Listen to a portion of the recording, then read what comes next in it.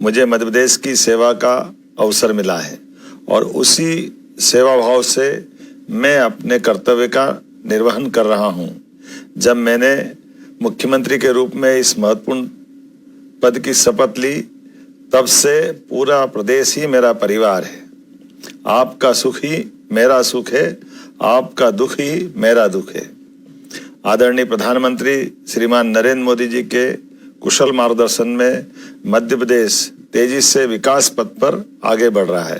प्रदेश की तीव्र गति के विकास का मुख्य आधार आप सब हमारे प्रिय किसान भाई बहन हैं।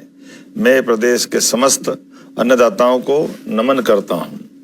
हमारी सरकार किसानों की खुशहाली और उनकी समृद्धि के लिए प्रतिबद्ध होकर कार्य कर रही है।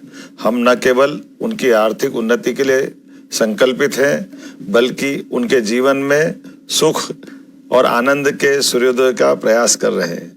किसानों की आमदनी बढ़ाए बिना प्रदेश के सर्वांगीण विकास की कल्पना अधूरी है। हमारी सरकार किसानों के हर सुख दुख में साथ है। इसी का परिणाम है कि मध्य प्रदेश सरकार निरंतर किसान हितैषी ऐतिहासिक निर्णय ले रही है। आज मैं आपसे ऐसे विषय में संवाद कर रहा हूं जो हमारे प्रदेश की आत्मा, हमारे अन्नदाता यानी किसानों से जुड़ा हुआ है। मध्य प्रदेश सरकार किसान हितैषी संकल्प के साथ निरंतर कार्य कर रही है और इसी भावना के साथ इस वर्ष को किसान कल्याण वर्ष के रूप में भी समर्पित किया गया है।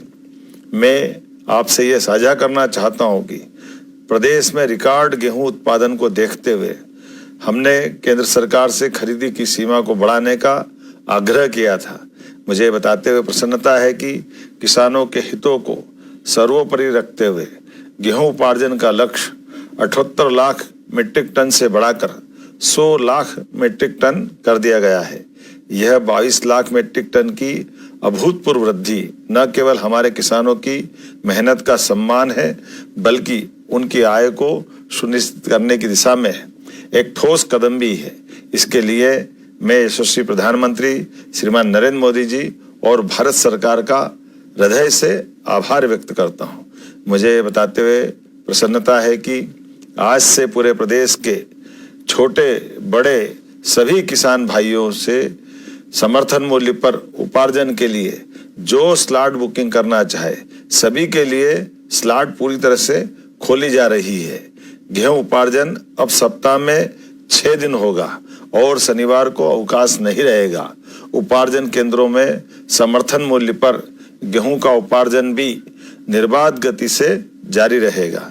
साथ ही 30 अप्रैल तक होने वाली स्लॉट बुकिंग को 9 मई तक बढ़ा दिया गया है और यह भी मैं कहना चाहूंगा, अगर इस अवधि में भी और वृद्धि करना पड़े तो भी हम करने के लिए तैयार हैं।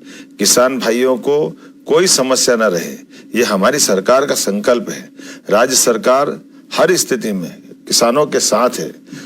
हमारी सरकार ने भू अर्जन को लेकर भी एक ऐतिहासिक निर्णय लिया है। अब किसानों को उनकी भूमि के बदले 4 गुना तक मुआवजा दिया जाएगा। यह निर्णय किसानों के अधिकारों की रक्षा और उनके भविष्य को सुरक्षित रखने के प्रति हमारी प्रतिबद्धता को दर्शाता है। सच में आज यह सिर्फ निर्णयों की सूची नहीं बता रहा हूं, बल्कि उस विश्वास पर आपसे मैं बात कर रहा हूं जो हमारी सरकार और किसानों के बीच मजबूत हो रहा है। सिंचाई सुविधाओं का विस्तार, फसल विविधीकरण को बढ़ावा देना, आधुनिक कृषि तकनीकों का प्रसार, इन सभी क्षेत्रों में हम निरंतर आगे बढ़ रहे हैं। किसान हमारी अर्थव्यवस्था की रीढ़ है। ऐसे में देश में पहली बार ऐसा हो रहा है कि मध्य प्रदेश सरकार ने दलहन फसल, उड़द और तिलहन फसल सरसों के उत्पादन को बढ़ावा देने के लिए बड़ा कदम उठाया। उड़द को तय समर्थन मूल्य पर खरीदा जाएगा और किसानों को तय समर्थन मूल्य के अतिरिक्त खरीदी गई उड़द पर 600 रुपये क्विंटल की बोनस राशि देने का भी निर्णय किया है।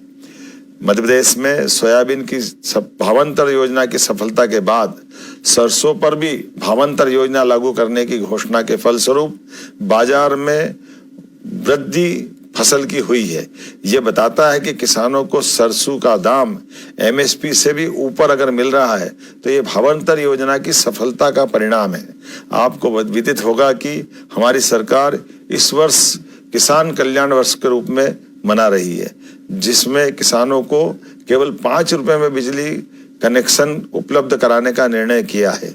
साथ ही हमारी योजना है कि अब हमारे किसानों को रात के बजाय आगामी वर्षा काल के बाद सिंचाई के लिए दिन में ही पर्याप्त बिजली मिलेगी। यह प्रयास हमारा है और यह घोषणा भी हमारी है।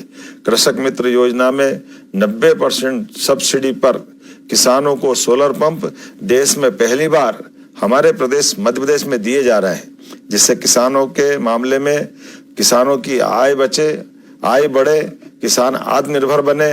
प्रदेश को मिल्क कैपिटल बनाने की दिशा में भी हमारी सरकार निरंतर नवाचारों के साथ आगे बढ़ रही है। हमने दूध उत्पादन से लेकर उसके संकलन के भी प्रयास बढ़ाए हैं। हमने 1752 नई दुग्ध समितियों का गठन किया है। हमारा प्रतिदिन दूध संकलन आज 10 लाख किलोग्राम से भी अधिक पहुंच गया है। दूध उत्पादक किसान भाइयों की 1600 करोड़ रुपए से अधिक की राशि का भुगतान भी हमारे द्वारा किया गया है। किसानों को अब दूध का दाम प्रति किलो 8 से 10 रुपया प्रति किलो बढ़कर मिल रहा है। ये सिर्फ आंकड़े नहीं है, बल्कि मध्य प्रदेश को मिल्क कैपिटल बनाने की दिशा में क्रांतिकारी कदम है। हम चाहते हैं कि किसानों की आय बढ़ाने के लिए पशुपालन के साथ ही दूसरे नए रास्ते भी तैयार हो। इस साल युद्ध की स्थिति के बावजूद प्रदेश में यूरिया की उपलब्धता 5.90 लाख मेट्रिक टन है, जो पिछले साल से भी अधिक है। इसी प्रकार अन्य उर्वरक के पर्याप्त भंडारण किए गए हैं।